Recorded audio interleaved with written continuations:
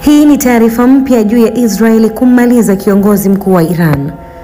Tumekuwa tukiona machafuko na mapigano makubwa yakiendelea yanayotolewa macho na dunia nzima hivi sasa kati ya taifa la Iran na Israel, ambapo kila mtu anasikia juu ya kuendelea kwa machafuko haya, lakini wapo wengi ambao hawajui nini hasa sababu ya mzozo huu. Mseto Media tuko hapa kukuletea chanzo cha mzozo huu na ulipofikia mpaka sasa, kwa sababu ni kazi yetu kuhakikisha na kukujuza linalotokea ndani na nje ya nchi. Kabla hatujalianza hili, ni usubscribe ili usiwe unazikosa taarifa zetu. Bonyeza maneno mekundu subscribe, kisha itakuja kengele, ibonyeze pia. Mimi ni Teresia Alfred. Tuanzie hapa. Je, nini chanzo cha mzozo kati ya Iran na Israel?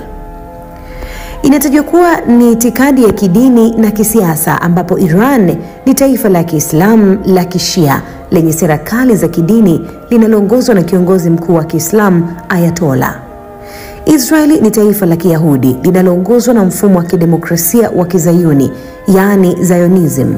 Inatajwa kwamba Iran haikubali uwepo wa taifa la Israeli kuanzia kutofautiana kwao, inaliita shetani mdogo, na mara kwa mara hutangaza kwamba Israel haina haki ya kuwepo. Ikumbukwe pia mzozo unachochea zaidi kwa sababu Iran inaunga mkono makundi ya wanamgambo wa Kiislamu kama Hezbollah ambalo linapatikana kule Lebanon na kundi la Hamas linalopatikana kule Palestina, ambayo ni maadui wakubwa wa Israel. Swala la pili linalotajwa kuwa ni mpango unaotia hofu wa nyuklia wa Iran.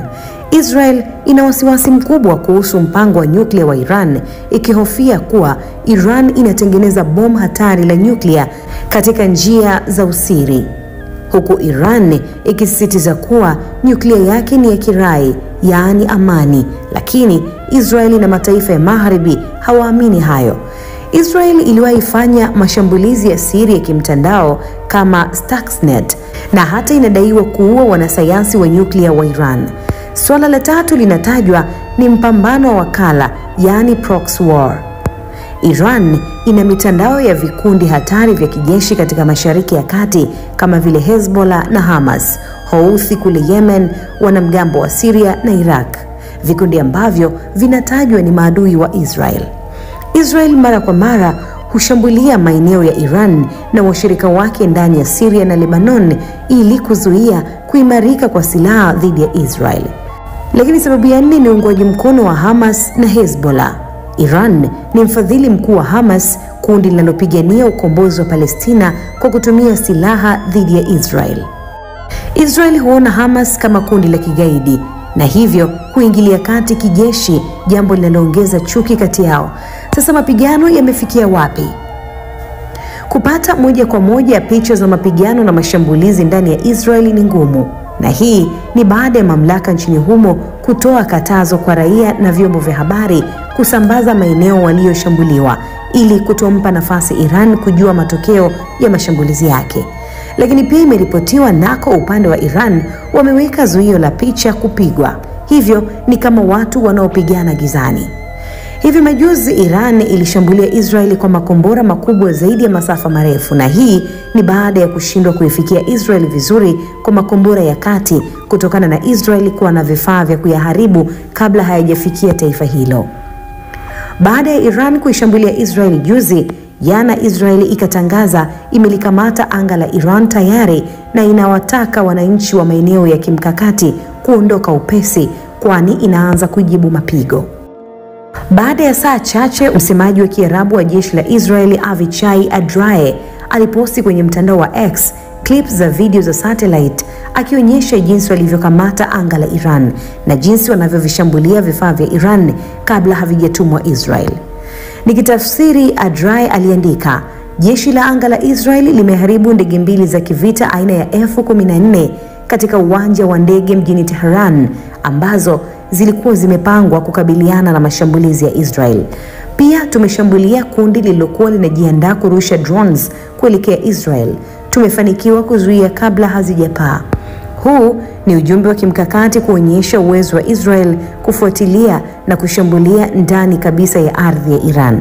Posti nyingine iliandika, jeshi la anga la Israel limelipua lori lililokuwa na kifaa cha kurusha makombora ya angani, yaani surface to air missile launcher, kando ya barabara kuu ya kati ya Tehran na Qom. Tunaendelea kuharibu vifaa vyote vya kijeshi vinavyotishia usalama wetu. Hapa Israel inatujuza kuwa inafanya operesheni za kijeshi za moja kwa moja kwenye maeneo ya Iran kwa kutumia teknolojia ya hali ya juu ya kijasusi na mashambulizi ya haraka. Na baadaye tena akaandika, kutoka vitongoji vya Beirut hadi Tehran tunaona mandhari yote vizuri ikiwa chini yetu. Viongozi wao wamebaki kukimbia hofu, kujificha na uongo. Viongozi waliokuwa wanatoa vitisho hewani sasa wamepotea kabisa. Walitumia raia kama kinga kisha wakawakimbia. Mtazamaji wangu, kauli hii tunaweza iita ni kauli ya kimkakati. Ni mkakati wa psyops, vita ya kisaikolojia, ikiwa na lengo kubwa la kudhoofisha imani ya wananchi wa Iran kwa viongozi wao.